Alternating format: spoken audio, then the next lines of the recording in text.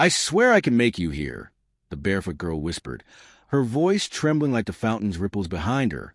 In the marble courtyard of Grant Industries, the world smelled of money and arrogance. The sun gleamed off the glass towers, and employees in polished suits walked with rehearsed confidence. Lucas Grant, the empire's owner, a man whose inventions had changed communication forever, strode past the central fountain with his phone pressed to his ear, lost in numbers, meetings, and deals. He barely noticed his 10-year-old son, Oliver, sitting silently on a nearby bench, watching the pigeons scatter. Oliver had been deaf since he was 2. In a world built on sound and speed, he lived inside silence, one that even his father's voice could not pierce. Every specialist, every high-tech treatment, every private clinic had failed. And though Lucas built satellites that could carry voices across the planet, he could not reach the one child who mattered most. That was when she appeared, Leia, thin, barefoot, her clothes threadbare, holding a tray of wilted flowers and small carved trinkets. She should have been there. Security never allowed street vendors inside, but fate had a way of slipping past locked doors. Their eyes met, his lonely and wordless, hers wild and knowing. She raised a trembling hand and signed, "Hello." For the first time in years, Oliver's face changed. His gray eyes lit up. Someone was speaking his language. His fingers moved shyly. "Hi." Then he frowned, rubbing his ear. "Itches," he signed. Leia knelt, her eyes narrowing in concern. "Hold still," she whispered. Before fear could stop him, she leaned closer and gently slid her finger into his ear. When she pulled it back, something black, wet, and writhing clung to her hand. Oliver gasped. A moment later, the blare of a car horn echoed through the courtyard, sharp, loud, unmistakable. The boy flinched, his hands flying to his ears. His mouth opened, and then, for the first time in 8 years, he screamed. The sound was raw and jagged, but real, his own voice. Leia froze, tears filling her eyes. "You heard that?" Oliver nodded, shaking, laughing, crying all at once. Across the courtyard, Lucas turned, his phone slipping from his hand. The voice he dreamed of for a decade broke to the marble silence. "Dad." The word was trembling, broken, but alive. For one breathless moment, time itself stopped. The fountain's water hung mid-arc. Employees froze mid-step. Even the wind seemed to hush. Then reality slammed back. Lucas lunged forward, grabbing Oliver and yanking him close. "Get away from him," he barked, his voice slicing the air. Security. But before the guards could reach her, Oliver turned, his voice hoarse but strong. "Don't hurt her." Lucas froze. The sound of his son's words hit him harder than any blow. For 10 years, he had prayed for that voice. He had spent millions chasing silence, funding research, building hope. Yet a barefoot stranger had done in seconds what all his fortune could not. Hours later, in the hospital, chaos reigned. White coats, blinking monitors, the antiseptic sting of fear. Lucas stood behind the glass as doctors swarmed around Oliver.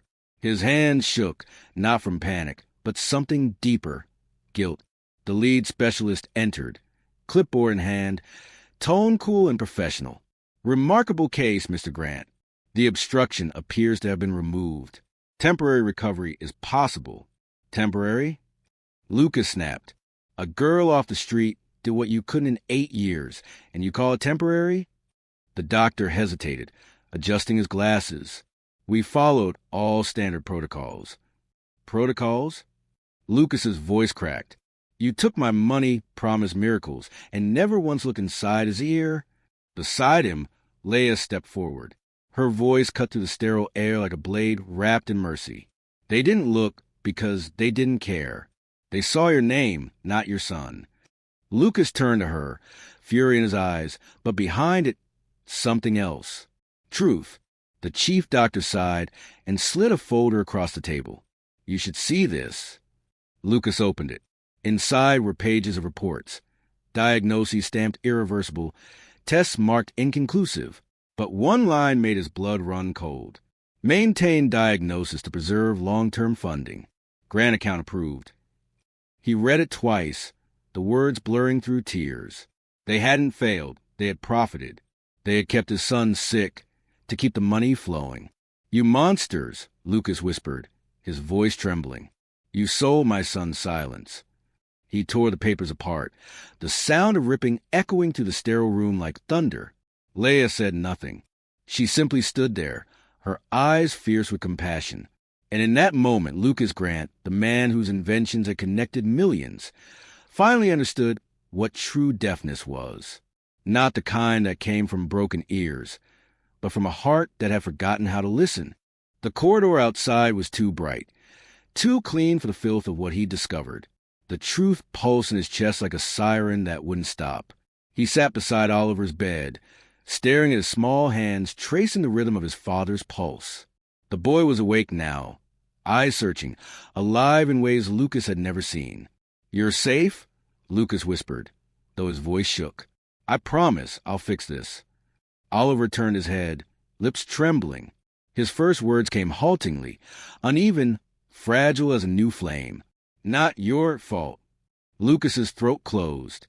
For years, he had believed money could replace love, that presence could be bought in hours billed by specialists. But now, in the quiet hum of machines, he saw the real cost, not just his son's lost hearing, but his own blindness. Behind him, Leia stood by the door, her hands faintly stained for what she had pulled out of Oliver's ear. She didn't speak. She didn't need to. Her silence was a mirror, and in it, Lucas saw himself stripped of power, title, and excuses. "How did you even know?" he asked hoarsely. "What made you look?" Leia met his eyes. "Because I actually saw him," she said softly. "Everyone else saw the money. I saw the boy." Her words struck him harder than any accusation. He stared at her, this barefoot girl who spoke truth like prayer. "You're just a kid," he murmured. "How do you talk like you've lived 100 years? She shrugged faintly. "On the streets, you hear everything no one else listens to." For a long time, silence filled the room, peaceful, not empty. And for the first time, Lucas understood that hearing wasn't the same as listening. He looked at his son again, brushing a hand through the boy's hair. "I've been deaf too," he whispered. That night, as the rain whispered against the hospital windows, Lucas Grant stayed awake beside his son's bed. He watched Oliver sleep, his chest rising and falling to a rhythm of fragile peace. The machines hummed softly, a lullaby made of science and guilt. For once, Lucas wasn't thinking about profits or progress. He was thinking about promises, the ones he'd broken and the one he would make now. When dawn crept in, painting the room in gold, he looked at the small boy beside him and swore under his breath. Never again. He wasn't sure who he was talking to, God, fate, or the barefoot girl who had changed everything. But the words came from a place he'd never known existed inside him. By morning, the rain had stopped. The city glittered outside, indifferent as ever. But for Lucas, every sound felt sacred. The beep of monitors, the murmur of nurses, even the soft tapping of Leia's feet as she returned with coffee that smelled faintly of rain and cinnamon. "Thank you," he said quietly. She looked surprised, almost uncomfortable with gratitude. "You don't owe me anything, Mr. Grant." "I do," he insisted. "You gave him back his world." She shook her head. "No, I just removed what was blocking it." Lucas smiled faintly, but there was pain in it. "Then maybe you can help me do the same." When Oliver was discharged 2 days later, he clung to his father's sleeve, flinching at every new sound. The hiss of the automatic doors, the buzz of fluorescent lights, the rumble of tires outside. The world that had once been silent was now loud, chaotic, alive. Lucas stayed close, his hand on the boy's shoulder. For the first time in years, he wasn't leading, he was listening. Inside the car, no one spoke. Leia sat in the back seat, her hands folded over her lap, her gaze fixed on the passing streets.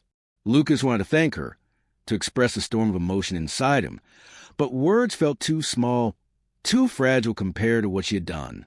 When they reached the mansion, Oliver refused to leave her side. He followed her into the kitchen, into the garden, even into the small reading room where sunlight poured through the glass walls. She didn't treat him like a miracle, just a child who was finally alive again. Lucas watched from the doorway. Every laugh, Every curious question from Oliver felt like a spark rekindling something long dead inside him. Admiration and shame twisted in equal measure. He had built empires, but this barefoot girl had rebuilt his son. That evening, as dusk painted the city in soft amber light, Lucas found Leia standing by the window, staring at the skyline. Her reflection was fragile, like a candle in the glass. "Why did you help him?" he asked quietly. "You didn't even know us." Leia didn't turn around. Her voice was steady, but her eyes shimmered. "Because no one helped my brother." Lucas's breath caught. "He went deaf from an infection when we were kids," she continued. "The clinic turned us away because we couldn't pay. He never heard again. I used to whisper to him every night, hoping one day he'd wake up and hear me. But he didn't." Her voice broke. "He died believing the world had forgotten him." Silence filled the room like a held breath. "I know what it's like," she said finally, "when pain isn't profitable, when people decide your worth by what you can pay." Lucas swallowed hard, shame rising like a tide. "Then help me make it right," he said softly. "Not with money, with truth." She turned then, her face softening, the city lights reflected in her eyes. "Start by listening to him," she whispered, "really listening." That night, Lucas sat beside Oliver's bed again. The boy was awake, tracing invisible shapes in the air. "What do you hear?" Lucas asked gently. Oliver smiled faintly, his voice trembling but clear. "Everything." Lucas's chest tightened. He leaned down and pulled his son close. "Then you'll never have to hear silence again. Not while I'm still breathing." Outside, the wind stirred through the trees. Leia stepped out into the night, her silhouette fading like a prayer into darkness. Lucas watched her go, realizing that this girl who had nothing had given him everything, the reason to finally listen, fight, and feel alive. Days later, the story broke across the media. Headlines called it "The Miracle at Grant Industries." Reporters swarmed the hospital, investors speculated, and social media turned the barefoot girl into a symbol of hope. But for Lucas, there was nothing miraculous about it, only revelation. He stood outside the hospital where it had all begun, the same place where he had once signed checks instead of asking questions. Now he was signing something else, a legal order demanding a full investigation into the medical network that had profited from his son's suffering. Executives in suits tried to reason with him, to soften their deceit with apologies. But Lucas's voice was no longer the voice of a billionaire. It was the voice of a father who had finally heard the truth. "You silenced my boy for profit," he said quietly. "Now I'll make sure the world hears the truth." The silence that followed was louder than any argument. Behind him, Oliver sat on a bench, sketching in a notebook, his laughter echoing softly, awkward, uneven, but alive. Each sound he made was a rebellion against the years of stolen silence. And somewhere in the crowd, Leia stood unnoticed, her bare feet leaving prints on the wet pavement. She didn't stay to bask in glory or gratitude. She simply smiled, watching Oliver's face, then turned to disappear into the city that had forgotten her. Lucas spotted her just before she vanished. He hurried after her, calling out, "Leia?" She stopped. "You gave me back my son," he said, his voice raw. "How do I thank you?" Leia smiled faintly, her eyes bright under the morning sun. "You don't owe me anything, Mr. Grant. Just promise me you'll keep listening to him and to the people no one else hears." He nodded slowly. "I promise." She turned and walked away, her shadow stretching across the golden pavement until it merged with the city itself. Weeks later, Grant Industries was no longer just a tech giant. It had become a crusade. Lucas dismantled every contract tied to corruption, every hospital that turned illness into income.